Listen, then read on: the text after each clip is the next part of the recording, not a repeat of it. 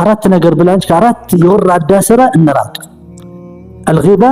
والنميمة والخوض فيما لا يعني قيل وقال አንተን የሚያወድሙሃል በዙሪያ ያሉትን ሰዎች ታወድማለህ ግንኙነት ታፈራርሳለህ ባልና ሚስት ታጣላለህ ልጅና አባት ልጅና እናት ሰው ከጎረቤቱ ጋር ከጓደኛ ጋር ታጣላለህ ትልቅ ወንጀል ነው ወራዳ ሰው ማለት ከላይ ኖርማል የሆነ ነገር የተናገረ እንደማሽሟጠጥ ማለት ነው ማሽሟጠጥም አይደለም ልትነቃበት አትችልም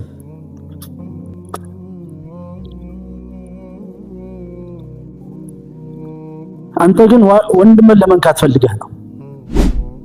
እማገባይ ነገር ውስጥ መግባት من حسن اسلام المرء تركه ما لا يعني او ما لا يعني የአንድ ሰው እስላሙ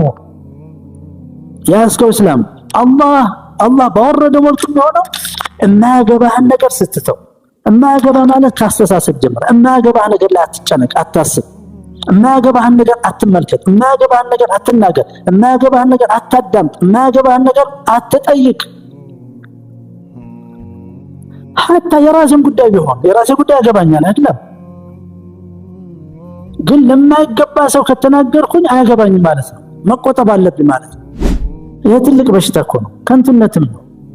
የሜንታል ሲክነስም ነው ሳይኮሎጂካል ሲክነስ ብቻ ሳይሆን ሜንታል ሲክነስ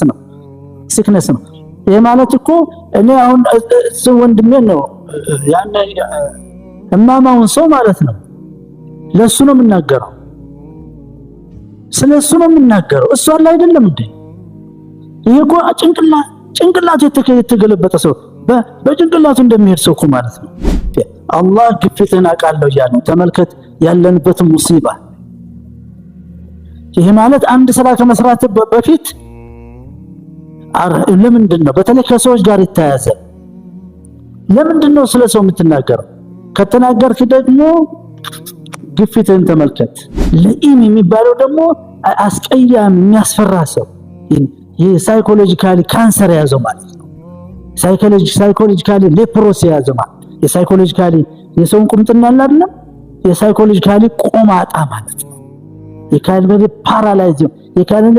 አስቀያሚ ሰው ማለት ነው መሸከም በሱ ህይወት ገብተህ ስትናገር አንተ ይሄ ተናገርክበት ወይም ይሄን ጥያቄ ጠየቅከኝ ውስጥ ላይም ስለሆንክ ነው ኸቢት ስለሆንክ ነው ቆሻሻ ስለሆንክ ነው ብለህ ዝም ብለህ መቀበል አለብህ ጀዛአ ነው እንትን ነው ትናንትና እንዳልኩ ሶርሱ አንኖን ሶርስ ነው ማን ነው ብለህ አታውቀውም አንድ ሰው ብሏል ይለምለው